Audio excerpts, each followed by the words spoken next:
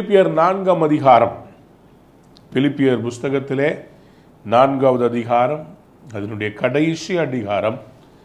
இந்த அதிகாரத்திலே பவுல் அப்போஸ்தலன் பிலிப்பு சபையிடத்திலே, தான் நேசித்த சபையினிடத்திலே தன்னுடைய கடைசி வார்த்தைகளை அவர்களோடு பேசுகிறார்.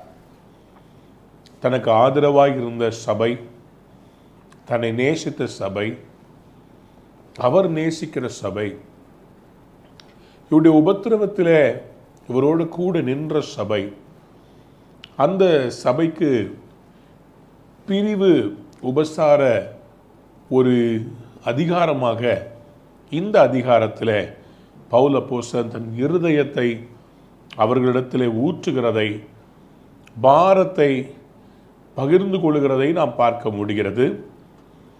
சிலருடைய பெயர்களை சொல்லி அவர்களை ஆசீர்வதிக்கிறார். அவர்களுக்கு சில பொறுப்புகளை கொடுக்கிறார். அவர்கள் செய்ய வேண்டிய காரியத்தை அவர்களுக்கு போதிக்கிறார். ஒவ்வொரு குடும்பத்திலும், ஒவ்வொரு சபையிலும், ஒவ்வொரு சமுதாயத்திலும் பொறுப்பிலே நிற்கிறவர்கள் தங்களுக்கு கொடுக்கப்பட்ட பொறுப்பிலே அவர்கள் எப்படி திறம்பட செயல்பட வேண்டும் என்பதற்கு அருமையான இந்த நிருபங்கள் ஒரு அடையாளமாய் இருக்கிறது. ஒவ்வொருவருக்கும் ஒரு பொறுப்பு கொடுக்கப்பட்டிருக்கிறது. அந்த பொறுப்பிலே நாம் எப்படி செயல்படுகிறோம் என்பது மிக மிக முக்கியமாய் இருக்கிறது. பிலிப்பியர் 4ஆம் அதிகாரம் 1ஆம் வசனத்தை நாம் இப்பொழுது வாசிக்க கேட்கலாம். ஆதலால் எனக்கு பிரியமும் வாஞ்சையுமான சகோதரரே, எனக்கு சந்தோஷமும் கிரீடமும் ஆனவர்களே, பிரியமானவர்களே, இந்தபடியே கர்த்தருக்குள் நிலைத்திருங்கள். எனக்கு பிரியமும் வாஞ்சையுமான சகோதரரே, எனக்கு சந்தோஷமும் கிரீடமும் ஆனவர்களே, பிரியமானவர்களே, இந்தபடியே கர்த்தருக்குள் நிலைத்திருங்கள். ஒரு அல்லேலூயா சொல்றீங்களா? ஒரே வசனத்துக்குள்ள 2 முறை பிரியோம் பிரியோன்னு அழைக்கணும்னு சொன்னா, நம்ம ஒரு குழந்தைய கொஞ்சுறோம்னு சொன்னா எப்படி கொஞ்சுவோம்? என் செல்ல குட்டி, என் செல்ல குட்டி இல்லை. நம்ம ஒரு குழந்தைய கொஞ்சுகிறது போல பவுல் அப்போஸ்தலன் இந்த பிலிப்பியர் சபையை அவர் அப்படி கொஞ்சறதை பாருங்களேன். எனக்கு பிரியமும் வாஞ்சியுமான சகோதரரே, எனக்கு சந்தோஷமும் கிரீடமுமானவர்களே. கிரீடம்னா என்ன அர்த்தம்? மகுடம். அதாவது அவருடைய செயல்கள் மூலமாக இவர் மற்றவங்களுக்கெல்லாம் அவங்கள வச்சு பேசுறதுக்கு இந்த மக்கதோனியா நாட்டில் இருக்கிற இந்த பிலிப்பு சபை ஒரு பெரிய கிரீடமாக பவுலுக்கு விளங்கி இருக்கிறது. அவர் அவங்கள பார்த்து சொல்றாரு, நீங்க இதுல இருந்து மாறிடாதீங்கப்பா, இதே மாதிரி பிரியமாகவும் கிரீடமாகவும் நீங்க கிறிஸ்துவுக்குள் கர்த்தருக்குள் நிலைத்திருங்கள். இன்றைக்கு ஆண்டவர் நம்மிடத்தில் எதிர்பார்ப்பது என்ன தெரியுமா? நம்ம ஆண்டவருக்குள்ளே நிலைத்திருக்க வேண்டும். எத்தனை பேர் ஆமேன்னு சொல்ல விரும்புறீங்க? ஆரம்பம் நல்லா இருக்கும், முடிவு கட்டெரும்பா தேஞ்சு போயிடக்கூடாது. நம்ம எப்படி நம்ம இருக்கிறோமோ அதே மாதிரி நம்ம மெயின்டைன் பண்ணணும். கர்த்தருக்கு பிரியமானவர்களாகவே இருக்கணும். நமக்குள்ள ஒரு சலிப்பு தட்டிடக்கூடாது. நான் இவ்வளவு நாள் ஆண்டவருக்கு உண்மையா இருந்து என்னத்தை கண்ட, நான் ஆண்டவருக்காக வைராக்கியமாக இருந்து எனக்கு இன்னும் ஒரு அற்புதம் நடக்கலையேன்னு சொல்லி உங்கள் மனதில் ஒரு எண்ணம் வந்துச்சுன்னா அது பிசாசு இடத்துலேருந்து வருகிற எண்ணம். பவுல் சொல்கிறார் பிலிப்பு சபையை பார்த்து, இந்தபடியே கர்த்தருக்குள் நிலைத்திருங்கள்.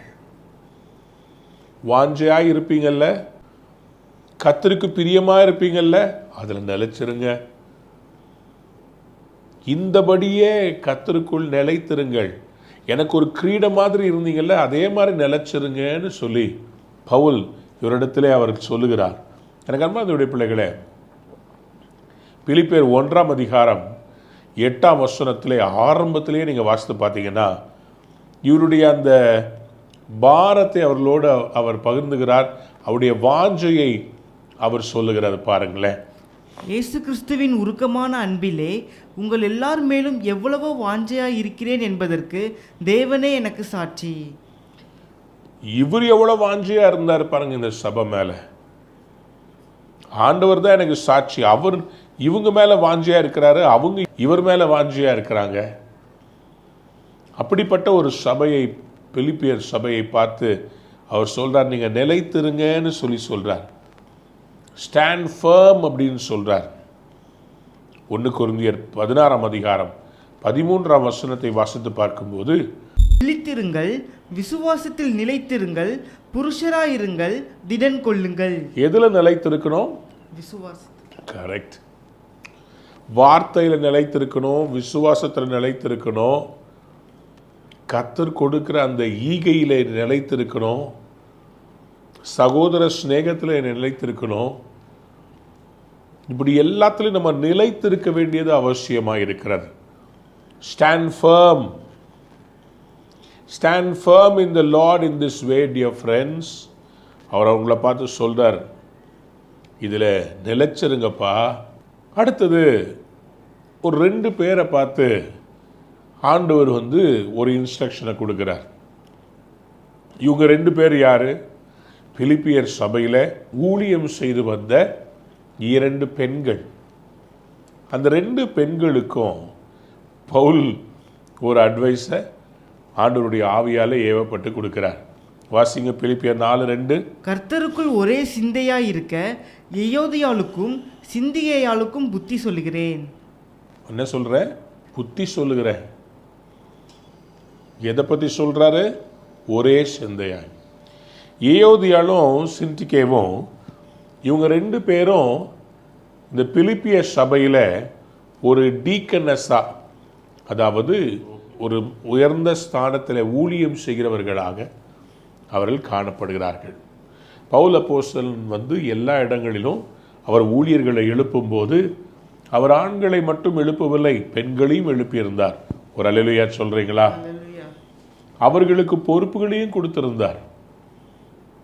சில பேர் சொல்லுறாங்க, பவுல் அப்போஸ்தலன் பெண்களுக்கு எதிரானவர், பெண்கள் சபைகளில் பேசக்கூடாது என்று நான் சொல்லுகிறேன் என்று அவர் கொரிந்து சபைக்கு சொன்ன ஒரு காரியத்தை எடுத்து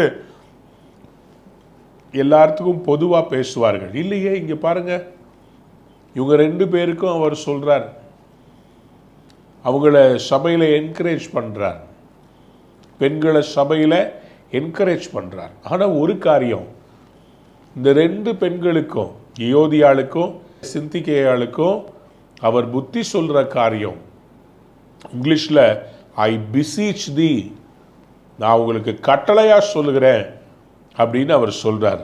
எதை குறித்து சொல்றாரு? நீங்கள் 2 பேரும் ஒரே சிந்தையாக இருக்கணும். ஒரு சபையில் ஒரே சிந்தையாக இருப்பது ரொம்ப அவசியம். விசேஷமாக இந்த ஜெபிக்கிற பெண்கள் இருக்கிறாங்க பார்த்தீங்களா, அவங்கள ஒன்று சேர்க்கறது கொஞ்சம் கஷ்டமான காரியம். பெண்கள் தான் அதிகமாக ஜெபிக்கிறவங்க சபையில். ஆனால் அந்த பெண்களுக்குள்ள தான் தேவையில்லாத குழப்பங்களை, தேவையில்லாத காரியங்களை பிசாசு முக்கியமாக அந்த ஜெப சேனை கிட்ட கொண்டு வருவான். பல வருடங்களை பார்த்துருக்கிறேன். நல்லா பேசிகிட்டு இருப்பாங்க, திடீர்னு பார்த்தீங்கன்னா ப்ரேயர் டீமில் ஒரு கூட்டத்தை காண முடியாது. என்னென்னு பார்த்தா, அந்த சிஸ்டர் இவங்கள பற்றி இது சொல்லிட்டாங்களா, அவங்கள பற்றி இவங்க சொன்னாங்கன்னு சொல்லி அவங்க கேள்விப்பட்டு வராமல் போயிட்டாங்க. ஒரே சிந்தையாக இருக்க புத்தி சொல்லுகிறேன். 5 விரலையும் ஆண்டவர் ஒன்றா படைக்கலை, எல்லாரும் வித்தியாசமாக இருப்பாங்க. ஆண்டவருடைய ஊழியத்தை, ஆண்டவருடைய பாரத்தை சுமக்க வரும்போது எல்லாரும் நம்மளை போல இருக்கணும்னு அவசியம் கிடையாது. ஆனால் நமக்குள்ள ஒரே சிந்தை மிக அவசியம். சபைகளில் அது ஒருமனப்பாடு ரொம்ப அவசியம்.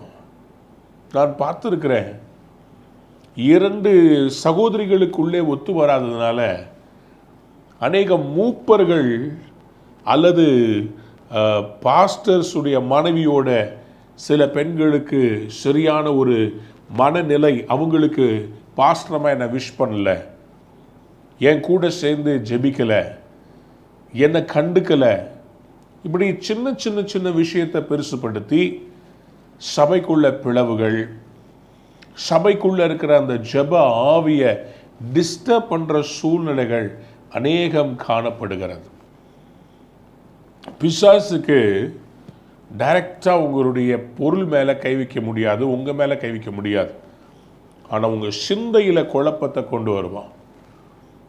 ஒருமனப்பாட்டை கெடுத்துட்டா அந்த சபையையும் அந்த ஊழியத்தையும் கெடுத்துடலாம்.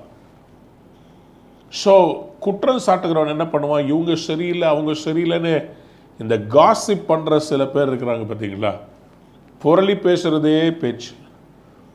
ஜபம் முடித்த உடனே டக்குன்னு அவங்க வேலையை பார்த்துட்டு போயிட்டாங்கன்னா பரவாயில்ல, ஜபம் முடித்த பிறகு கதை பேசுவாங்க. தெரியுமா உங்களுக்கு அப்படின்னு ஆரம்பித்த உடனேயே ஊர் கதை உலக கதையெல்லாம் பேசி கடைசியில் இவங்களை பற்றி சொன்னதை அங்கே இருக்கிற ஒரு ஒற்றற்படை அன்றைக்கி வராத அந்த சிஸ்டரை பற்றி பேசுனதை கொண்டு போய் அப்படியே ஒப்பிக்கும். அக்கா நீங்கள் வராத போது உங்களை பற்றி என்ன பேசிக்கிட்டாங்க தெரியுமான்னு ஆரம்பித்தா அது அப்படியே உள்ளே சுற்றிக்கிட்டு கிடக்கும். We have to be very careful about the oneness of mind. பல நேரங்களில் பெரிய பெரிய பெரிய சத்ருவினுடைய கோட்டைகளை தகர்க்க போகும்போது இப்படிப்பட்ட காரியங்களை சேலஞ்ச் பண்ணுறதை நான் பார்த்துருக்கிறேன். ஒரு முறை நாங்கள் ஃப்ரீடம் நடத்தி கொண்டிருக்கும் போது திடீரென்று சொல்லி நாங்கள் அதுக்காக ஜெபித்து கொண்டிருக்கிறோம். ஒரு சகோதரி மேலே ஒரு பொல்லாத ஆவி இறங்கி சொல்லுகிறது, உங்கள் கூட்டத்தை உங்களுடைய இந்த ஜெப சேனைக்குள்ளே நான் குழப்பத்தை கொண்டு வருவேன் அப்படின்னு சொல்லி அது சவால் விடுகிறது. எனக்கு அன்பார்ந்தவருடைய பிள்ளைகளே, நம்ம பிசாசின் ராஜ்யத்தை டிஸ்ட்ராய் பண்ணுற ஒரு மிலிட்ரி அவுட்ஃபிட்டாக இருக்கிறோம்.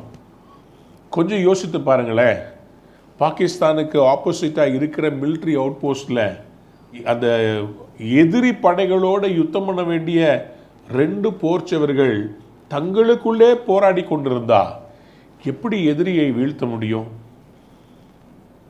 இவங்க 2 பேரும் ஒரே சிந்தையாக இருக்கணும்ல. நான் இந்தியாவை காப்பாற்றுவதற்காக நான் வேலை செய்கிறேன். அதே போல தான் ஜெப வீரர்கள் புரிந்து கொள்ள வேண்டும், நான் ராஜாதி ராஜாவுடைய வேலையை செய்கிறேன்.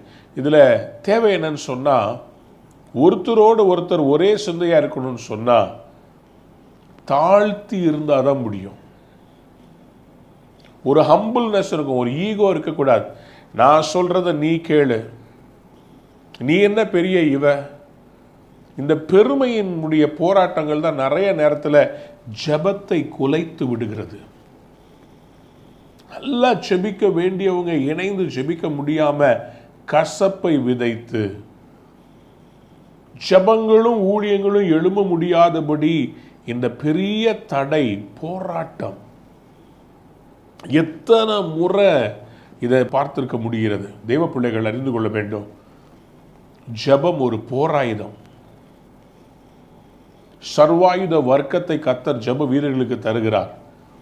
அதையெல்லாம் வாங்கிட்டு சிறு சிறு காரியங்களை முன்வைத்து ஜெப வீரர்களுக்குள்ளே ஒற்றுமையை நாம் ஒரு நாளும் குலைத்து விடக்கூடாது.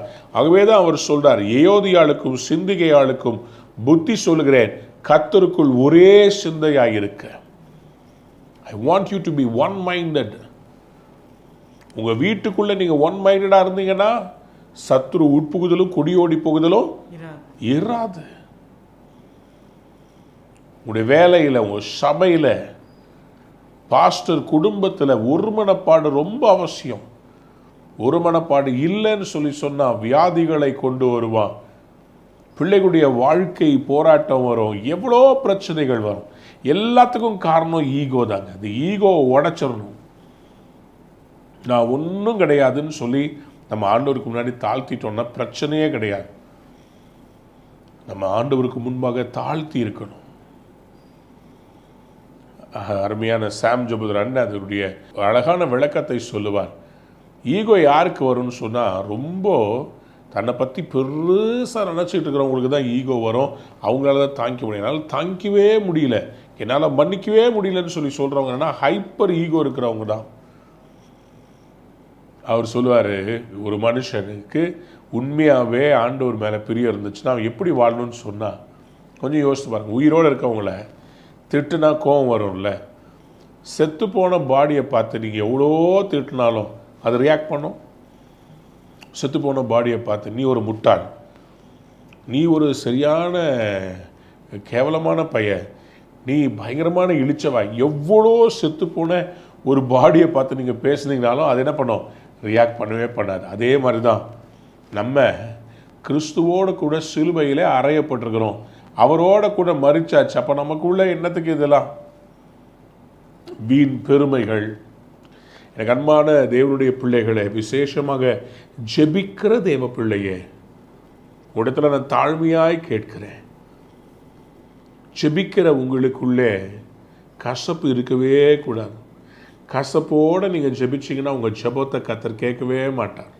எவ்வளோ அந்நிய பாஷை பேசலாம், அன்பு இராவிட்டால் ஓசையிடுகிற கைத்தாளம் போலவும் சத்தமிடுகிற வெண்கலம் போலவும். அன்பு இல்லைன்னா ஒன்றுமே இல்லை. தீர்க்க தரிசன வரத்தை வச்சுருந்தாலும், சகல ரகசியங்களையும் சகல அறிவையால் அறிந்தாலும், நீ 10 மணி நேரம் முழங்கால் போட்டு ஜெபிக்கிற ஆளாக இருந்தாலும், 20 days 40 days ஃபாஸ்டிங் இருக்கிற ஆளாக இருந்தாலும், அன்பு உங்களுக்கு இல்லாவிட்டால், கூட இருக்கிற சகோதரியோட சேர்ந்து ஜெபிக்க முடியாவிட்டால், சபையோட சேர்ந்து சில பேரால் ஜெபிக்கவே முடியாதுங்க. தனி ட்ராக்கில் போயிட்டே இருப்பாங்க. கர்த்தர் என்னோடு பேசுகிறார், கர்த்தர் என் மூலமாக இடைப்படுகிறார். இங்கே பவுல் அப்போஸ்தலன்ட்ட அப்படிப்பட்ட கேஸை கொண்டு போய் கொடுங்க, அவர் என்ன சொல்லுவாருன்னு பார்ப்போம். கர்த்தர் என்னோடு தனியாக பேசுகிறார், பாஸ்டர் மூலமாக பேசலை, ஏன் கூட பேசுகிறாருன்னு சொல்லி யாராவது ஒருத்தவங்க சொன்னாங்கன்னா, பவுல்கிட்ட கொண்டு போய் கொடுத்தீங்கன்னா பவுல் என்ன சொல்லுவார்ப்பா? பவுல் என்ன சொல்வார்? வெரி குட் சிஸ்டர், சபைக்கு வராமல் நீங்கள் தனியாக ஜெபம் நடத்துங்க, உங்கள் வீட்டுக்கு ஆட்களை கூப்பிடுங்க, நீங்கள் தனியாக ஒரு யூடியூப் சேனல் ஆரம்பிங்க. Very good sister. பவுல் அப்படி சொல்ல மாட்டார். சபையை ஒன்றா சேர்ந்து நின்று சாத்தானை அடிக்கிறதுக்கு தான் கர்த்தர் இணைச்சிருக்கிறார். யோதிகாள் சிந்திக்கையாளுக்கு புத்தி சொல்லுகிறேன், ஒரே சிந்தையாக இருக்கணும். எப்படி? கர்த்தருக்குள்ள கைகளை உயர்த்தி ஆமேன்னு சொல்கிறீங்களா? 3ஆம் வசனத்தில் அவர் சொல்கிறத பார்க்கலாம். அன்றியும் என் உத்தம கூட்டாளியே, அவர்களுக்கு உதவியாக இருக்கும்படி உன்னையும் வேண்டிக் கொள்கிறேன். அவர்கள் கிளேமெந்தோடும் மற்ற என் உடன் வேலையாட்களோடும் கூட சுவிசேஷ விஷயத்தில் என்னோட கூட மிகவும் பிரயாசப்பட்டார்கள். அவர்களுடைய நாமங்கள் ஜீவ புஸ்தகத்தில் இருக்கிறது. அன்பானுடைய பிள்ளைகளே, இங்கே பாருங்க, இவர் சொல்றாரு உத்தம கூட்டாளியேன்னு சொல்றாரு. யார்? பவுலுடைய ஒய்ஃபா? பவுலுக்கு ஒய்ஃப் இருந்தாங்களா? 1 கொரிந்தியர் 9ஆம் அதிகாரம் 5ஆம் வசனத்தை வாசித்து பாருங்கள். மற்ற அப்போஸ்தலரும் கர்த்தருடைய சகோதரரும் கேபாவும் செய்கிறது போல மனைவியாகிய ஒரு சகோதரியை கூட்டிக் கொண்டு திரிய எங்களுக்கும் அதிகாரம் இல்லையா? அப்படின்னா என்ன அர்த்தம்? நான் ஒய்ஃப் எனக்கு இல்லை, திருமணமாகாமல் ஊழியம் செய்கிற ஒரு ஊழியத்தை பவுல் செய்து கொண்டு வந்திருக்கிறார். அப்படியானால் என் உத்தம கூட்டாளியேன்னு சொல்லி யாரை கூப்பிடுறாரு? யார்கிட்ட பவுல் அப்போஸ்தலன் இதை சொல்லுகிறார்? இங்கிலீஷில் போட்டிருக்குது மை ட்ரூ கம்பேனியன் அப்படின்னு போட்டிருக்குது. இன்னொரு டிரான்ஸ்லேஷனில் ட்ரூ யோக் ஃபெலோ, என்னோட கூட நுகத்தில் இணைக்கப்பட்டிருக்கிற என்னுடைய கூட்டாளியே என்று சொல்லி அதை குறித்து எழுதப்பட்டிருக்கிறது. அன்பானவருடைய பிள்ளைகளே, உத்தம கூட்டாளினா என்ன அர்த்தம்னா, கூட்டாளினா சேர்ந்து வேலை செய்கிறவர், உத்தம கூட்டாளினா ட்ரூவாக கூட சேர்ந்து ஊழியம் செய்கிறவர். ஒரு அல்லேலூயா சொல்கிறீங்களா? பவுல் இங்கே எய்தர் தீமோத்தி இல்லடி சீலாவை அவர் இங்கே மென்ஷன் பண்ணுகிறதாக நம்ம பார்க்குறோம். ஏன்? அப்போஸ்தலர் 15ஆம் அதிகாரம் 40வது வசனத்திலையும் அப்போஸ்தலர் 16-19 வாசித்து பார்க்கும்போது, அப்போஸ்தலர் 15:40 வாசித்து பாருங்கள். பவுலோ சீலாவை தெரிந்து கொண்டு சகோதரராலே தேவனுடைய கிருபைக்கு ஒப்புவிக்கப்பட்டு புறப்பட்டு சீரியாவிலும் சிலிசியாவிலும் திரிந்து சபைகளை திடப்படுத்தினான். ஸோ பவுல் இங்கே சீலாவை தெரிந்து கொண்டு, சீலான்ற அந்த ஊழியக்காரனை அவர் தெரிந்தெடுத்து அவரை கொண்டு இந்த பகுதிகளுக்கெல்லாம் டிராவல் பண்ணியிருக்கிறது நம்ம பார்க்க முடியும். அதே மாதிரி அப்போஸ்தலர் 16-19 வாசிங்க. அவருடைய எஜமான்கள் தங்கள் ஆதாயத்து நம்பிக்கை அற்று போயிட்டென்று கண்டு பவுலையும் சீலாவையும் பிடித்து சந்தை வெளியில் உள்ள அதிகாரி அவர்களை இழுத்து கொண்டு போனார்கள். அப்போ யாரை இழுத்துட்டு போனாங்க? அங்கே பவுலையும் சீலாவையும் இழுத்துட்டு போகிறத நம்ம பார்க்க முடிகிறது. ஸோ அப்போ பிலிப்பு பட்டணத்தில் பவுல் சீலாவோடு சேர்ந்து ஊழியம் செய்ததை நாம் பார்க்கிறோம். ஆகவே ஒருவேளை அவர் சீலாவுக்கு அவர் எழுதியிருக்கலாம் அல்லது தீமோத்திக்கு எழுதியிருக்கலாம்.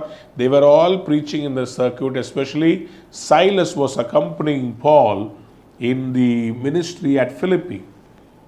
ஸோ அவர் இந்த உத்தம கூட்டாளியே அப்படின்னு சொல்லி அவங்கள பார்த்து என்ன சொல்றாரு, இந்த ஏயோதிக்கேயாளுக்கும் சிந்திகேயாளுக்கும் திருச்சபைக்கும் உதவியாய் இருக்கும்படி உன்னையும் வேண்டிக் கொள்கிறேன். கைகளை உயர்த்தி அல்லேலூயா சொல்றீங்களா? பவுலுக்கு என்னன்னு சொல்லி சொன்னா, எல்லாருமே ஒன்னா சேர்ந்து ஊழியம் செய்யணும். எல்லாருமே சில்ட்ரன்ஸ் மினிஸ்ட்ரி, யூத் மினிஸ்ட்ரி, சபை ஊழியம், யங் அடல்ட்ஸ் மினிஸ்ட்ரி எல்லாமே ஒன்னா சேர்ந்து ஊழியம் செய்யணும். ஆனால் அநேக நேரங்களில் பார்த்தீங்கன்னா எல்லாரும் தனித்துவம் வாய்ந்ததாக இருக்கணும்னு ட்ரை பண்ணுவாங்க. நாங்கள்லாம் யூத்து, நாங்கள்லாம் சில்ட்ரன்ஸ் மினிஸ்ட்ரி, அப்படி கிடையாது. எல்லாமே ஒரே சபை, எல்லாரும் ஒன்றா சேர்ந்து இயங்க வேண்டும் என்று சொல்லி பவுல் அவங்களுக்கு புத்தி சொல்கிறதை பாருங்கள். தன் கூட்டாளியாகிய சீலாவை பார்த்து சொல்ல, நீ அவங்களுக்கு உதவி செய்ப்பா, அவங்க 2 பேரும் இணைச்சு வை. மேலே சொல்றாரு பாருங்க, அவர்கள் உதவியா இருக்கும்படி உன்னை வேண்டிக் கொள்கிறேன். அவர்கள் கிளெமெந்தோடும் மற்ற என் உடன் வேலையாட்களோடும் கூட சுவிசேஷ விஷயத்தில் என்னோட கூட மிகவும் பிரயாசப்பட்டார்கள். சத்தமா ஒரு அல்லேலூயா சொல்றீங்களா? இவங்கெல்லாம் பாருங்க, இந்த ஏயோதிகாள், சிந்திகேயாள், அப்புறம் சின்டெகே அண்ட் யுடிஷியா, அப்புறம் இந்த கிளெமெண்ட், இவங்க எல்லாரும் என்ன பண்ணாங்களா, மற்ற உடன் வேலையாட்களோடு கூட சுவிசேஷ விஷயத்தில் ஃபார் த காஸ்பல் என்னோடு கூட மிகவும் பிரயாசப்பட்டார். கையவே தெளிய சொல்றீங்களா? அல்லேலூயா. உடன் வேலையாட்கள் என்ன கோவர்க்கர்ஸ், எல்லாரும் சொல்லுங்க கோவர்க்கர்.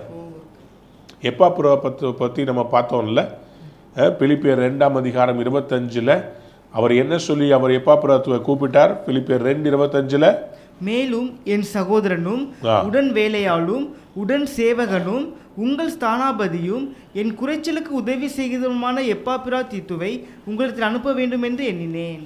உடன் வேலையால், கோவர்க்கர். கோவர்க்கர் அம்மாவுடைய பிள்ளைகளை, இந்த கோவர்க்கர்ஸ் இவங்களை குறித்து பவுல் என்ன சொல்றாரு, கூட சேர்ந்து ஊழியம் செய்தான். நிறைய பேருக்கு நான் சொல்றதை நல்லா தயவுசெய்து கேட்டுக்கொள்ளுங்க, என்னை தவறாக எடுக்க வேண்டாம். எல்லாரும் ஊழியம் செய்யணுன்றது தேவனுடைய சித்தம். கைகளை உயர்த்தி அல்லேலூயா சொல்லுங்க பார்ப்போம். எல்லாரும் ஊழியம் செய்யணுன்றது யாருடைய சித்தம்? தேவனுடைய சித்தம். ஆனா எல்லாரும் மோசே ஆக முடியுமா? எல்லாரும் எலியா ஆக முடியுமா? எல்லாரும் ஃபாதர் பர்க்மன்ஸ் ஆக முடியுமா?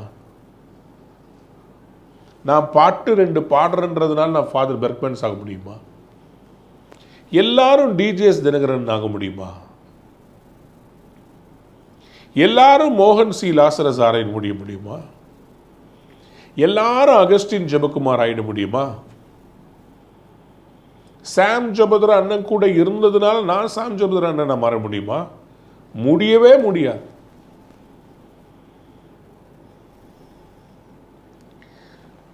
நான் ஒரு ஊழியனோடு வளர்ந்தவன், மூத்த ஊழியர்களோடு சேர்ந்து வளர்ந்தவன். நான் கற்றுக்கொண்ட ஒரு பாடம், அவர்களை பார்த்து நான் இன்ஸ்பயர் ஆகலாம், but I cannot fill in their shoes.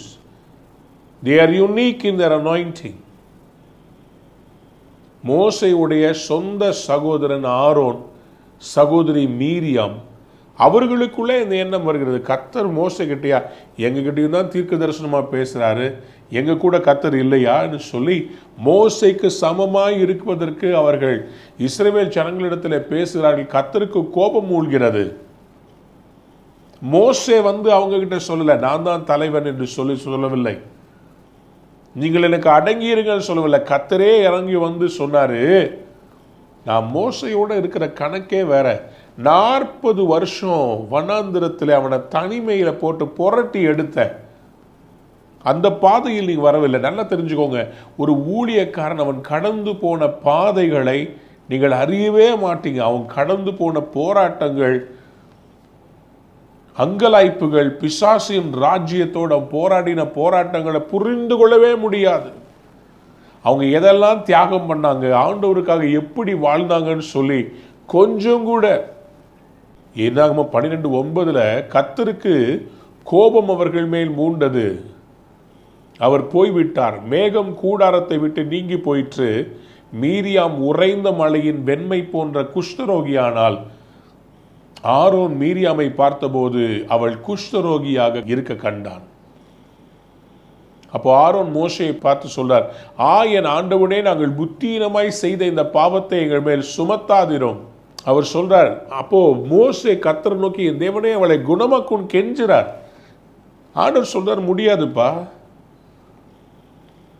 நீ சொல்றதுனால உன் சிஸ்டரா இருக்கலாம், உன் பிரதரா இருக்கலாம், ஆனா உனக்கு விரோதமா அவங்க பேசுனாங்கன்னா அவங்க எனக்கு விரோதமா, நான் தான் உன்னை இந்த லீடர்ஷிப்ல வச்சிருக்கிறேன், நான் உன்னை இந்த இடத்துக்கு கொண்டு வந்து வச்சிருக்கிறேன், உனக்கு விரோதமா பேசுனா உன்னை செலக்ட் பண்ணி இந்த பொசிஷன்ல வச்ச எனக்கு விரோதமா பேசுறாங்கன்னு சொல்லி ஆண்டவர் ஒரு தண்டனையை அங்கே மோசேக்கு பாசம். என் சகோதரிக்கு இப்படி ஆயிடுச்சே, குஷ்டரோகியா என் சகோதரிக்கு அப்படியே அழுகி காணப்படுகிறாளே.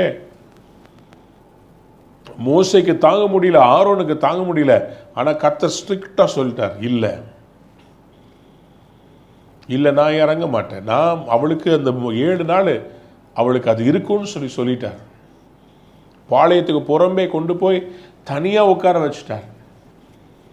எனக்கு அன்பார்ந்தவருடைய பிள்ளைகளே, ஆண்டவர் அந்த ஸ்தானத்திலே அவர் உடன் வேலையாட்களாக இவர்கள் பிரயாசப்பட்டு உத்தமமாய் இருந்திருக்கிறாங்க பாருங்க. அவங்க ஸ்தானத்தை அவங்க மீறவே இல்லை.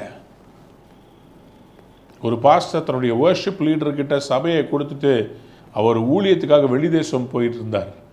திருப்பி வரத்துக்குள்ள அந்த வர்ஷிப் லீடர் அந்த சபையை உடைத்து அந்த வாலிபர்களை எல்லாம், யூத்தை எல்லாம் தன்னோட கூப்பிட்டுக்கிட்டு தனியாக போய் ஒரு சபையை திறந்துட்டார். அந்த பாஸ்டருடைய உள்ள எவ்வளோ வேதனைப்பட்டிருக்கும். நான் நம்பி கொடுத்தனே.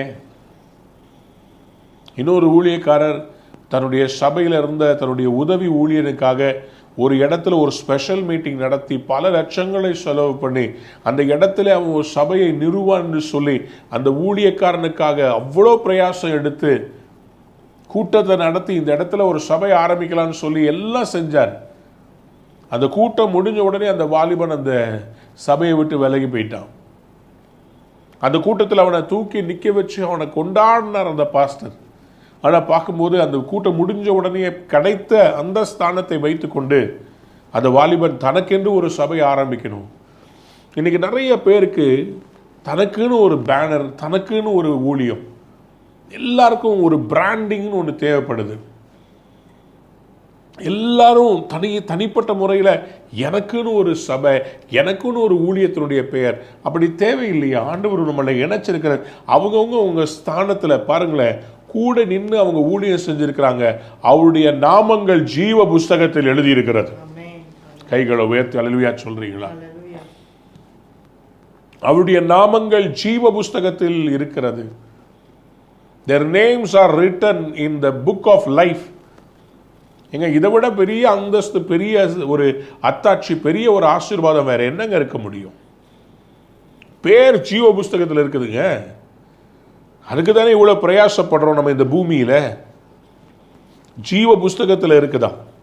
அன்பார்ந்தவருடைய பிள்ளைகளே, இந்த ஜெபித்த இவர்கள், பிரசங்கித்த இவர்கள், சபையை பராமரித்தவர்கள், பந்தி விசாரிப்பு செய்தவர்கள் எல்லாருக்கும் ஆண்டவர் ஈக்குவலா ஆசீர்வாத் கொடுப்பார்.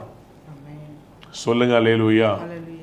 நீங்க சபையில கூட்டுறவங்களா இருக்கலாம், நீங்க சபையில சேர் எடுக்கிறவங்களா இருக்கலாம், ஜீவ புஸ்தகத்தில் பேர் எழுதுவார்.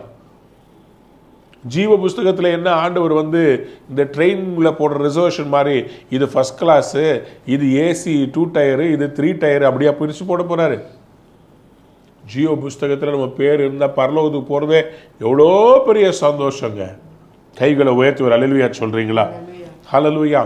இந்த கிளெமெண்ட் யாருன்னு சொன்னீங்கன்னா, ரோமாபுரியில் ஒரு பிஷப்பாக இருந்தவர், பிஷப் ஆஃப் ரோம்.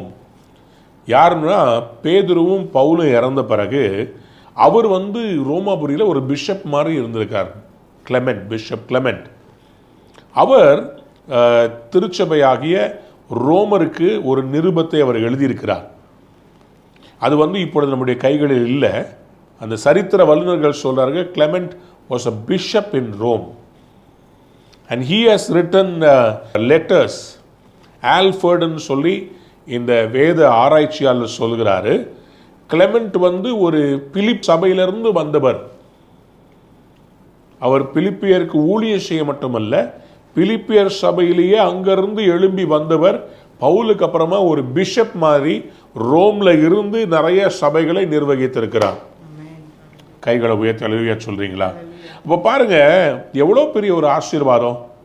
ஒரு ஊழியக்காரனோடு கூட இருந்தா ஆண்டவர் எலியாக்கு பின்னாடி எலிசாவை எடுத்து பயன்படுத்துவார். ஆண்டவர் மோசேக்கு பின்னாடி யோசுவாவை பயன்படுத்துவார். மோசே இருக்கும்போதே அந்த ஸ்தானத்துக்கு ஆசைப்படலை யோசுவா. தாவீது சவுலுடைய ஸ்தானத்துக்கு ஆசைப்படலை. சவுலை கொண்டுட்டு தாவீது ஈஸியா ராஜாவா மாறி இருக்கலாம். ஆனால் ராஜா மேலே கை போடலை. கர்த்தர் அபிஷேகம் பண்ணப்பட்டவர் மேலே என் கையை போட மாட்டேன். சபையை உடைச்சாலோ, சபையில் கர்த்தர் கொடுத்த ஸ்தானத்தை திருடினாலோ ஆசீர்வாதமே இருக்காது. ஏன்னா ஆண்டவர் புரோட்டோகாலை மாற்றி வந்து ஆசீர்வதிக்க மாட்டார். அந்த ஊழியக்காரனுடைய ஆசீர்வாதத்தோடே போனால் அது வேற விஷயம். அந்த ஊழியக்காரன்ட்ட சொல்லாமல் கொள்ளாமல் திடீர்னு லீவை போட்டு அதுக்கு பிறகு ஃபோன் பண்ணி கேட்டால் நான் வரல அப்படின்னு சொல்றது ஆசீர்வாதமாக இருக்காது. கர்த்தர் வந்து ஊழியக்காரனுடைய உள்ளத்தில் பேசி, இல்லை இவங்களுக்கு இந்த ஊழியத்தை வச்சு கொடுன்னு சொல்லி அப்படி ஒரு ஊழியத்தை ஆரம்பித்து வைக்கிறது அது ஒரு ஆசீர்வாதம். ஆனால் சொல்லாமல் கொள்ளாமல் ஓடுறது, அதுக்கப்புறமா அந்த சபையில் இருக்கிறவங்களுக்கு அந்த டேட்டா பேஸ் எல்லாம் எடுத்து வச்சுக்கிட்டு அவங்களுக்கு ஃபோன் பண்ணி உங்கள் வீட்டுக்கு நான் வரணும்னு சொல்லி வீடு வீடாக போய் காணிக்க கலெக்ட் பண்ணுறது ரொம்ப கேவலமான வேலை. அது வந்து ஆட்டு தோலை போத்துக்கிட்டு இருக்கிற வேற ஒரு மிருகமாக மாறிடுவோம். நம்ம மெய்ப்பண்ணு சொன்னால் கொள்ளைப்புறத்தில் ஏறி வரமாட்டான். மெய்ப்பண்ணா வாசல் வழியாக வருவான். கொள்ளைப்புறமாக வர்றவனுக்கு பேர் திருடன்னு பேர், ஆட்டு திருடன்னு பேர். இன்னொரு சபையிலிருந்து விசுவாசிகளை திருடி தன் சபையை நிரப்புறது ஆடு திருடன். ஒரு மெய்ப்பன் என்று சொன்னால் பிரசங்கம் பண்ணி அதன் மூலமாக ஆத்துமாக்களை சம்பாதிக்கணும். மற்ற ஊழியர்களை குறை பேசி தன்னுடைய சேனலில் நிறைய பேரை சம்பாதிக்கிறதுக்கு பேர் ஊழியம் இல்லை, அட்டூழியம். ஆடு திருடுதல், குற்றம் சாட்டுதல், அது தவறான ஆவி. எனக்கு அன்பார்ந்த பிள்ளைகளை, ஜீவ புஸ்தகத்தில் பேர் எழுதப்பட்டிருக்கணும். யாரு? சிட்டிசன்ஷிப் ஆஃப் ஹெவனுங்க. எலக்ட்ரல் ரோல்ஸில் நம்ம பேர் இருக்குதான்னு செக் பண்ணி பார்க்குறாங்க. ரேஷன் கார்டில் பேர் இருக்குதான்னு செக் பண்ணி பார்க்குறாங்க. ஏன்? அதில் இருந்துச்சுன்னா தான் எல்லா ப்ரொவிஷன்ஸும். அதே மாதிரி தான் பரலோகத்தில் நம்ம பேர் எழுதப்பட்டிருக்குதான்னு ரொம்ப முக்கியம். கைகளை உயர்த்தி அழுவியா சொல்கிறீங்களா? லூக்கா எழுதின சுவிசேஷம் 10ஆம் அதிகாரம் 20ஆம் வசனத்தை வாசியுங்கள். ஆகிலும் ஆவிகள் உங்களுக்கு கீழ்ப்படுகிறதற்காக நீங்கள் சந்தோஷப்படாமல் உங்கள் நாமங்கள் பரலோகத்தில் எழுதியிருக்கிறதற்காக சந்தோஷப்படுங்கள் என்றார். கையை உயர்த்தி அழுவியா சொல்கிறீங்களா? பூமியில பிசாசு ஓடுது, வியாதி சுகமாகுதுன்னு அதை பத்தி ரொம்ப சந்தோஷப்படாதீங்கப்பா. ஆண்டவராக இயேசு கிறிஸ்துவிடத்திலே 70 பேரை ஆண்டவர் 2 பேரா பக்கத்தில் இருக்க கிராமத்துக்கு அனுப்புறார். அவங்க போய் பயங்கரமா அற்புதம் நடக்கிறதெல்லாம் பார்க்குறாங்க. வந்து ஆண்டவர்கிட்ட சொல்றாங்க, இப்படியெல்லாம் நடக்குது. ஆண்டவர் சொல்றாரு, நான் உங்களுக்கு அதிகாரம் கொடுத்துருக்கிறேன், ஒன்றும் உங்களை சேதப்படுத்தாது, பிசாசை பற்றிலாம் பயப்படாதீங்க. ஆனாலும் அவர் சொல்றாரு, இது முக்கியம் இல்லை, பரலோக ராஜ்யத்தில் உங்க பெயர் எழுதி இருக்கிறதுக்காக சந்தோஷப்படுங்க. சத்தமா அல்லேலூயா சொல்றீங்களா? அப்படியானா இது வந்து ஒரு தீசிஸ்னா இதுக்கு ஆன்டி தீசிஸ் சொல்றேன் பாருங்க. இதுக்கு என்ன சொல்றாரு இவரு? நீங்க வந்து இதுக்காக சந்தோஷப்படாதீங்க, உங்களுடைய பெயர் எழுதுனதுக்காக சந்தோஷம். அப்படின்னா என்ன அர்த்தம்? நான் பிசாசு துரத்தலாம், வியாதியை சுகமாக்கலாம், என் பேர் எழுதப்படாம போகலாம். My name need not be in the book of life. May be missed out. ஏன்? அதெல்லாம் இருந்து இருக்க வேண்டியது எனக்கு இல்லாம இருந்தா, சபையோட நான் இல்லாம இருந்தா. ஸ்கேவாவினுடைய 7 குமாரர் அவர்கள் என்ன பண்றாங்க? பிசாசு துரத்துறதுக்கு ட்ரை பண்றாங்க. அவங்க சொல்றாங்க, பவுல் வணங்குகிற இயேசுவின் நாமத்தில் வெளியே போன்னு சொல்லி சொன்ன உடனேயே அது பிசாசு சொல்லுது, இயேசுவை அறிவேன், பவுலையும் அறிவேன், நீங்கள் யார்? இவங்களுக்கு அந்த வல்லமை வேணும், ஆனால் பவுலோட சேர்ந்து ஊழியம் செய்கிறது பிடிக்கல.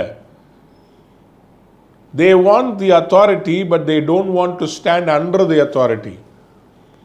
அந்த அசுத்தாவி அவங்கள பீறி போட்டுச்சான். நிர்வாணிகளா, ட்ரெஸ் இல்லாதவங்களா அந்த வீட்டை விட்டு ஓடி போனாங்களாம். அன்பானவருடைய பிள்ளைகளே, அந்த அதிகாரம் எங்கிருந்து வருதுன்னு சொன்னால், அத்தாரிட்டி கம்ஸ் ஃப்ரம் டிசைபிள்ஷிப். ஆண்டவர் அவங்கள பார்த்து சொல்றாரு, நீங்க அற்புத அடையாளங்களை பார்த்துட்டு, ஒரு ஊழியக்காரன் என்கிட்ட கேட்குறாரு, நான் பேசுகிற பிரசங்கம் தப்பாக இருந்துச்சுன்னா என் ஊழியத்தில் இந்த அடையாளங்கள்லாம் நடக்குதே, நான் ஜெபம் பண்ணால் பிசாசு ஓடுதே. அவர் என்கிட்ட கேட்குறாரு, நான் இந்த காரியத்தை நான் பிரசங்கம் பண்ணுறேன், இந்த காரியத்தை பிரசங்கம் பண்ணுற போது அற்புத அடையாளங்கள் நடக்குதே, கேர்ஃபுல்லாக இருக்கணும். அற்புதம் அடையாளம் நடக்கிறதுனால கர்த்தர் உங்கள் கூட இருக்கிறாருன்னு அர்த்தம் கிடையாது.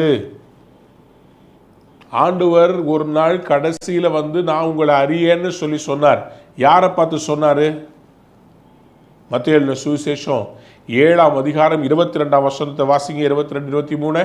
அந்நாளில் அநேகர் என்னை நோக்கி, கர்த்தாவே கர்த்தாவே, உமது நாமத்தினாலே தீர்க்க தரிசனம் உரைத்தோம் அல்லவா, உமது நாமத்தினாலே பிசாசுகளை துரத்தினோம் அல்லவா, உமது நாமத்தினாலே அநேக அற்புதங்களை செய்தோம் அல்லவா என்பார்கள்.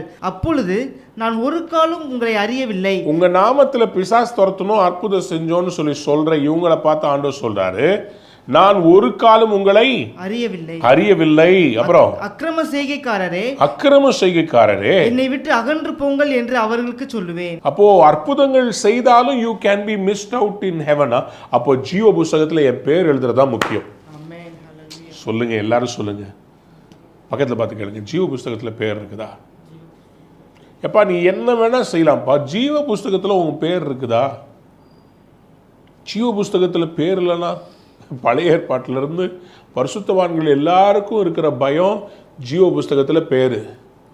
யாத்ராமத்தின் புஸ்தகத்தில் 32ஆம் அதிகாரத்தில் 32ஆம் வசனத்தில் அவங்க இஸ்ரவேலருக்காக போராடி ஜெபிக்கிற மோசே சொல்றாரு, ஆகிலும் தேவரீர் அவர்கள் பாவத்தை மன்னித்தருளுவீரானால் மன்னித்தருளும், இல்லாவிட்டால் நீர் எழுதின உம்முடைய புஸ்தகத்தில் இருந்து என் பெயரை கிறுக்கி போடும் என்றான்.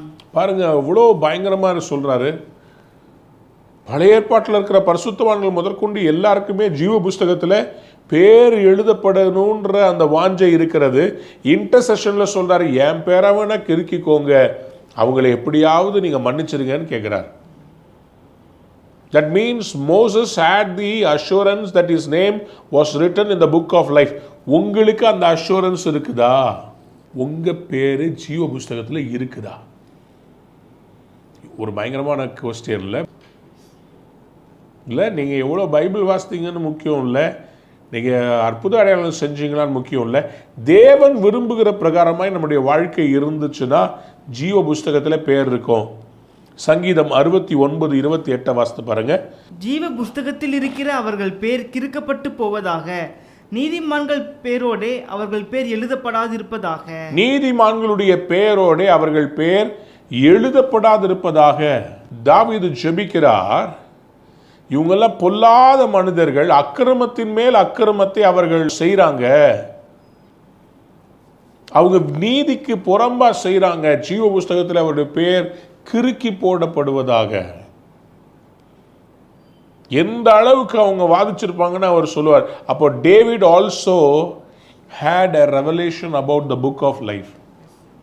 பயந்து வாழ்ந்திருக்கிறார் பார்த்தீங்களா? ஜீவ புஸ்தகத்தில் பேர் எழுதுறதை பற்றி அவர் சொல்லியிருக்கார் பார்த்தீங்களா? எசேக்கியல் 13ஆம் அதிகாரம் 9ஆம் வசனத்தை வாசித்து பாருங்கள். அபத்தமானதை தரிசித்து பொய்க்கூறியை சொல்லுகிற தீர்க்கதரிசிகளுக்கு என் கை விரோதமாயிருக்கும், அவர்கள் என் ஜனத்தின் சங்கத்தில் இருப்பதும் இல்லை, இஸ்ரவேல் வம்சத்தாரின் அட்டவணையில் எழுதப்படுவதும் இல்லை, இஸ்ரவேல் தேசத்துக்குள் பிரவேசிப்பதும் இல்லை, அப்பொழுது நான் கர்த்தராகிய ஆண்டவர் என்று அறிந்து கொள்வார்கள். கள்ள தீர்க்க தரிசனம் சொல்ற அந்த தீர்க்கதரிசிகளுக்கு கர்த்தருடைய கை விரோதமாக இருக்குமா? இஸ்ரவேல் வம்சத்தாரின் அட்டவணையில் எழுதப்படுவதும் இல்லை. Their name will not be listed in the records of Israel. ஆவிக்குரிய இஸ்ரவேலர் என்று சொல்லி அழைத்துக் கொள்கிற நமக்கும் அதே யாட்ஸ்டிக் தான். கள்ள தீர்க்கதரிசியாய் இருந்தால், தேவன் சொல்லாத ஒரு காரியத்தை தேவன் சொன்னார் என்று சொன்னால், ஜீவ புஸ்தகத்தில் பேர் இருக்காதுங்க. நான் இதை மிகுந்த பயபக்தியோட சொல்றேன். முதிர்ச்சியான ஊழியர்களிடத்தில் நீங்க போய் ஜெபித்தீங்கன்னா கர்த்தர் உங்களுக்கு சொல்லுகிறார் அப்படின்னு சொல்லவே மாட்டாங்க. ஆவியானவர் எனக்கு சொல்றதை நான் உணர்றேன்னு சொல்லி தான் சொல்லுவாங்களே தவிர கர்த்தர் சொல்லுகிறார்னு சொல்லி தைரியமா அடிக்க மாட்டாங்க. முதிர்ச்சியான தீர்க்கதரிசிகள் கள்ள தீர்க்க தரிசனத்துக்கு பயங்கர கேர்ஃபுல்லா இருக்கணும். ஒரு பாஸ்டராக ஒரு ஊழியக்காரராக இருக்கும்போது ஒருத்தவங்களுக்கு ஜெபம் பண்ணும்போது நேச்சுரல் இன்ஸ்டிங்க்ட் அவங்கள ஆசீர்வதிக்கணும்னு உங்களுக்குள்ள தோணும். ஆனால் அவங்கள பிரியப்படுத்துறதுக்காக நீங்கள் அவங்க வாழ்க்கை தரமற்றதாக இருந்தாலும் அவங்கள பார்த்து கர்த்தர் உங்களை ஆசீர்வதிப்பார்னு சொல்லி நீங்கள் சொல்லவே முடியாது. எலிசா நாகமானுடைய குஷ்டரோகத்தை குணமாக்குறாரு, ஆனால் காணிக்க வாங்க மாட்டேன்றார். அதில் உறுதியாக நிற்கிறார். எனக்கு நீ அந்நிய ராஜா, எங்கள் தேசத்துக்கு விரோதமாக இருக்கிற ராஜாவோட கூட இருக்கிறவன், உனக்கு சுகத்தை கொடுத்து கர்த்தருடைய வல்லமை என்னன்னு நிரூபிக்கிறதுக்கு மட்டும்தான் என் வேலை. ஓ மூலமாக நான் ஒன்றும் சாப்பாட வேண்டிய அவசியம் கிடையாது. நீ போடுற பிச்சையை வாங்கிட்டு வாழணும்னு அவசியம். எனக்குன்னு ஒரு கெத்து இருக்குது. நான் கர்த்தரை நம்பி வாழ்றவன். நான் உனக்கு அற்புதம் செய்வது உன்கிட்ட இருந்து பிரதி உபகாரத்தை எதிர்பார்த்து இல்லை. உன் காணிக்கை எடுத்துட்டு போ. ஆண்டவர் ஒரு கெத்து வச்சிருக்கிறாருங்க. ஆண்டவருக்குன்னு ஒரு கணம் இருக்குதுங்க. அந்த கணத்தை நீங்க விட்டு கொடுத்துறாதீங்க. ஜனங்களை பிரியப்படுத்துறதுக்காக கள்ள தீர்க்க தரிசனம் சொல்லக்கூடாதுங்க. கர்த்தர் அவருடைய பேரை ஜீவ புஸ்தகத்தில் கிறுக்கி போட்டுருவார். அவங்களுடைய பேரை சேர்க்க மாட்டார். தானியேல் தீர்க்க தரிசன புஸ்தகத்தில் 12ஆம் அதிகாரம் 1ஆம் வசனத்தை வாசித்து பாருங்க. உன் ஜனத்தின் புத்திரருக்காக நீ நிற்கிற பெரிய அதிபதியாகிய மிகாவேல் அக்காலத்திலே எழும்புவான். சரி. யாதொரு ஜாதியாரும் தோன்றினது முதல் அக்காலம் மட்டும் உண்டாயிராத ஆபத்து காலம் வரும். கடைசி நாட்கள்ல யாதொரு ஜாதியாரும், அதாவது மக்கள் உருவாக்கப்பட்டது முதற்கொண்டு இதுவரை இல்லாத ஆபத்து காலம் வரும். அது இதுதான். கையை வைத்து ஆமேன்னு சொல்லுங்களேன். இப்போ பாருங்க, அந்த கடைசி நாட்கள்ல ஆபத்து காலம் வரும்போது என்ன நடக்கும்? அக்காலத்திலே புஸ்தகத்தில் எழுதியிருக்கிறவர்களாக காணப்படுகிற உன் ஜனங்கள் அனைவரும் விடுவிக்கப்படுவார்கள். கைகளை உயர்த்தி ஒரு அல்லேலூயா சொல்லலாமா? புஸ்தகத்தில் எழுதியிருக்கிறவர்களாக காணப்படுகிற உன் ஜனங்கள் அனைவரும் விடுவிக்கப்படுவார்கள். புஸ்தகத்துல பெயர் இருந்தா விடுதலை. நானா இருந்தா ஒரு அல்லேலூயா சொல்லியிருப்பேன். சார், எனக்கு அதை சாதிச்சேன் இதை சாதிச்சேன்னு வேணாம், புஸ்தகத்தில் என் பேர் இருக்கணும். எத்தனை பேருக்கு இன்னைக்கு அதை உணர்றீங்க? புக் ஆஃப் லைஃப்ல உங்க பேர் இருக்குதா? தேவப்பிள்ளையே, நம்ம எல்லாம் வாழ்ந்துட்டு கடைசியில் புக் ஆஃப் லைஃப்ல நம்முடைய பேர் ஜீவ புஸ்தகத்தில் பேர் இல்லைன்னா, எனக்கெல்லாம் சண்டே ஸ்கூலில் சின்ன வயசுலேருந்து அது சொல்லி சொல்லி சொல்லி அது எப்படின்னா ஒரு பயங்கர ஃபியர். எங்கள் அம்மா சொல்லுவாங்க, ஜீவ புஸ்தகத்தில் உன் பேர் இருக்குதா, உன் பேரை அழிச்சிட்டாருனா. அதனால சின்ன வயசுலேருந்து இந்த கேம்பகோலாவுடைய அந்த பாட்டிலில் மேலே ஒரு மூடியில் உள்ளே டொனால்ட் டக்கு படம் இருக்கும். 10 கிரவுனை ஒன்றா சேர்த்தா ஒரு புக்கு கொடுப்பாங்க. இதுக்காக என்ன பண்ணுறது, நாங்கள் வசித்த லைன் வீட்டில் ஃப்ரண்ட்டில் இருக்கிற அண்ணாச்சி கடையில் அந்த அவர் அவுத்து வைக்கிற யாராவது குடிக்கும் போது அவுக்கிறத டக்குன்னு அப்படியே தூக்கிட்டு ஓடி வந்துடுறது. அது என் மனசை பாதிக்கும். அந்த அந்த கோல் ஸ்பாட்டுக்கு மேலே இருக்கிற அந்த க்ரௌனு, அது அந்த மூடியை எடுத்து வந்ததுக்கு மனசு அடிக்கும். எங்கள் அம்மா ஒரு நாள் நைட்டு ஜபத்தில் சொல்கிறான், ஜியோ புஸ்தகத்தில் பேரெல்லாம் உன நரகத்தப்பட ஒரே அழுது, ஐயோ நான் தெரியாதனமாக எடுத்து வந்துட்டேன். எங்கள் அம்மா சொன்ன, கொண்டு போய் கொடுத்துரு. வெளிப்படுத்தின விசேஷத்தில் 20ஆம் அதிகாரம் 12ஆம் வசனத்தை வாசிங்க. மரித்தோராகிய சிறியோரையும் பெரியோரையும் தேவனுக்கு முன்பாக நிற்க கண்டேன். அப்பொழுது புஸ்தகங்கள் திறக்கப்பட்டன. ஜீவ புஸ்தகம் என்னும் வேறொரு புஸ்தகம் திறக்கப்பட்டது. அப்பொழுது அந்த புஸ்தகங்களில் எழுதப்பட்டவைகளின்படியே மரித்தோர் தங்கள் கிரியைகளுக்கு தக்கதாக நியாய தீர்ப்படைந்தார்கள். நிறைய புஸ்தகம், அதுல ஜீவ புஸ்தகம் என்கிற ஒரு வேறொரு புஸ்தகம் திறக்கப்பட்டதாம். The book of life. மரித்தவர்கள் எல்லாரும் அந்த புஸ்தகத்தில் என்ன எழுதியிருந்ததோ அதன்படி அவங்கவுங்க கிரியைக்கு தக்கதாக நியாய தீர்ப்படைந்தார்கள். நம்முடைய லைஃப்பில் என்னெல்லாம் செஞ்சோமோ எல்லாத்துக்கும் ஒரு நியாயத்தை கர்த்தர் அந்த ஜீவ புஸ்தகத்தை திறந்து தான் கொடுக்க போகிறார்.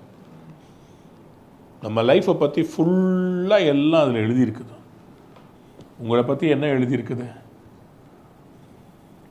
ஜீவ புஸ்தகத்தில் கர்த்தர் உங்களை பற்றி என்ன எழுதி வச்சிருக்கிறார்? வெளிப்படுத்தின விசேஷம் 21ஆம் அதிகாரம் 27ஆம் வசனத்தை வாசித்து பாருங்க. தீட்டுள்ளதும் அருவருப்பையும் பொய்யையும் நடப்பிக்கிறதுமாகிய ஒன்றும் அதில் பிரவேசிப்பதில்லை. ஆட்டுக்குட்டியானவரின் ஜீவ புஸ்தகத்தில் ஆட்டுக்குட்டியானவரின் ஜீவ புஸ்தகத்தில் எழுதப்பட்டவர்கள் மாத்திரம் அதில் பிரவேசிப்பார்கள். எல்லாரும் தயவு செய்து சொல்லுங்க, ஆட்டுக்குட்டியானவருடைய ஜீவ புஸ்தகம். யாருடைய ஜீவ புஸ்தகம்? தன்னுடைய சரீரத்தை, தன்னுடைய ஜீவனையே நமக்காக கொடுத்த ஆட்டுக்குட்டியானுடைய ஜீவ புஸ்தகத்தில் எழுதப்பட்டவர் மாத்திரமே அந்த பரலோகத்தில் பிரவேசிப்பார்கள். தீட்டு, அருவருப்பு, பொய்யை நடப்பிக்கிற ஒன்றும் அதில் பிரவேசிப்பதில்லை. தீட்டு, அருவருப்பு, பொய். நம்ம நினச்சிக்கிட்டு இருக்கிறோம் குடிக்கிறவங்க, விபச்சாரம் பண்ணுறவங்க தான் உள்ளே வர்றதில்லைன்னு. சார், தீட்டு, அருவருப்பு, பொய். எனக்கு அன்பார்ந்தவருடைய பிள்ளைகளே, ஆட்டுக்குட்டியானுடைய ஜீவ புஸ்தகத்தில் நம்முடைய பெயர் எழுதியிருக்கிறதா? நம்முடைய பெயர் எழுதியிருக்கிறதா? அது ரொம்ப ரொம்ப முக்கியமான காரியம். we need to really understand. ஆட்டுக்குட்டியானுடைய ஜீவ புஸ்தகத்தில், ஜீவ புஸ்தகத்தில் பெயர் எழுதப்பட்டவர்களா நம்ம சபையில் நின்னோன்னு வச்சுக்கோங்களேன், நம்ம லைஃப் சந்தோஷமா இருக்கும். அவங்கள பார்த்து தான் சொல்றாரு பிலிப்பியர் 4:4 கர்த்தருக்குள்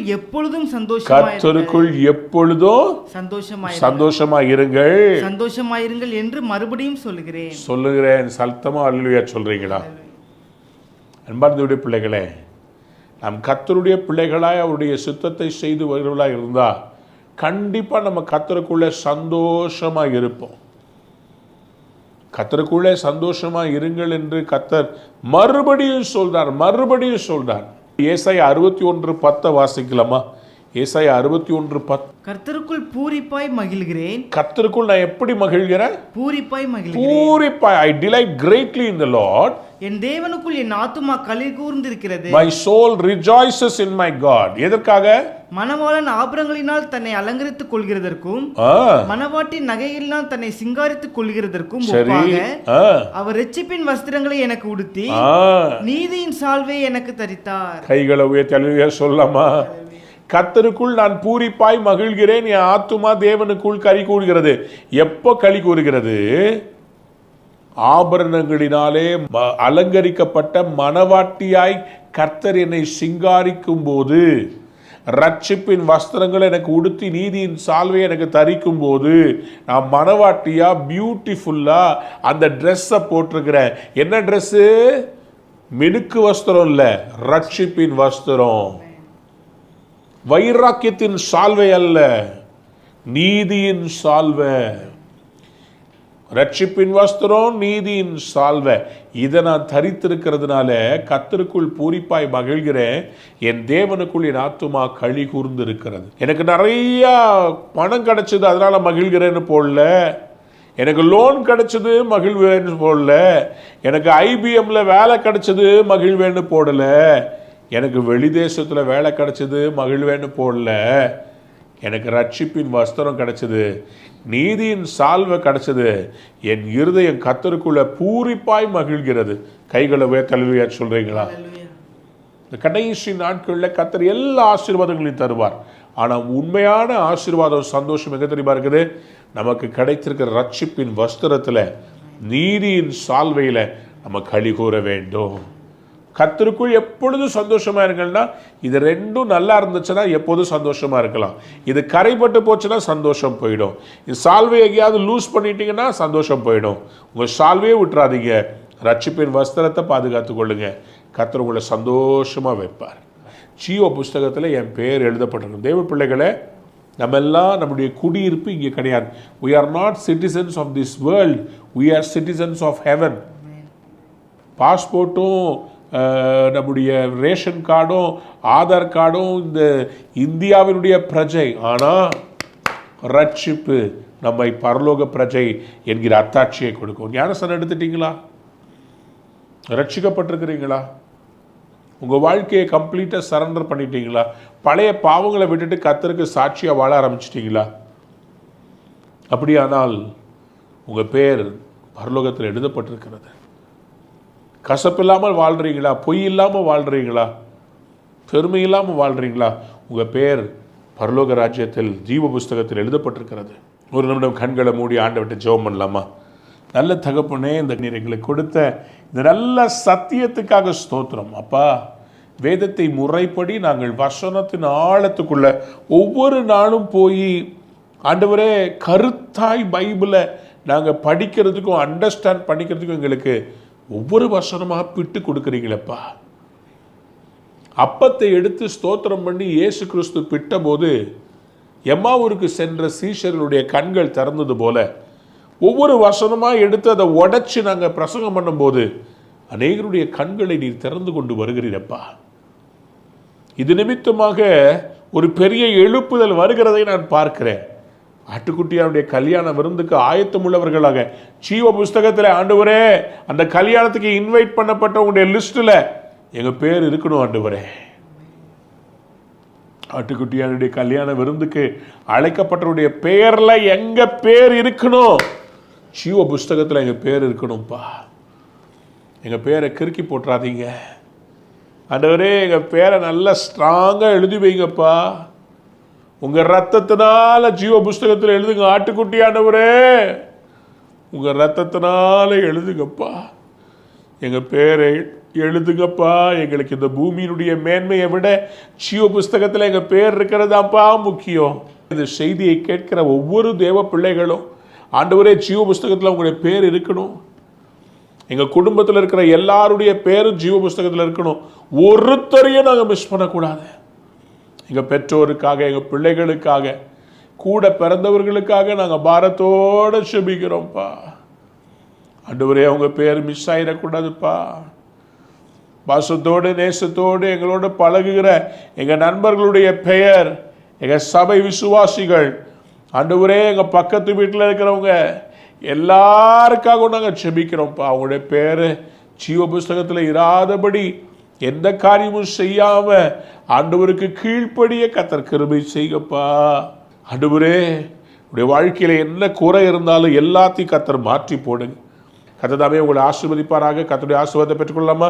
நம்முடைய கர்த்தராய் இருக்கிற இயேசு கிறிஸ்துவின் கிருபை, பிதாவாகிய தேவனுடைய அன்பு, பரிசுத்தாவியுடைய அந்யோன்ய ஐக்கியம், பாதுகாவல், சமாதானம் இன்றும் என்றும் சதா காலம் அனைவரோடும் தங்கி நிலைத்திருப்பாராக. ஆமென். என் ஆத்துமாவே கர்த்தரை ஸ்தோத்திரி, என் முழுவதுமே எப்படி பரிசுத்த நாமத்தை ஸ்தோத்திரி. என் ஆத்துமாவே கர்த்தரை ஸ்தோத்திரி, அவர் செய்த சகல உபகாரங்களையும் மறவாதே. ஆமென், ஆமென்.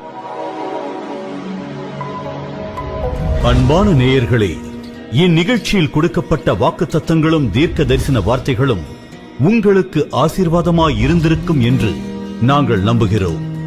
நீங்கள் பெற்ற ஆசீர்வாதங்களையும் ஜெப விண்ணப்பங்களையும் மற்றும் உங்கள் காணிக்கைகளையும் அனுப்ப வேண்டிய எங்கள் முகவரி: ரூவா ஊழியங்கள், எண் 82, ஜவஹர்லால் நேரு சாலை, சிம்ஸ் மருத்துவமனை எதிரில், வடபழனி, சென்னை 26. உங்கள் காணிக்கைகளை ஆன்லைன் மூலமாக எளிதாக செலுத்தலாம்.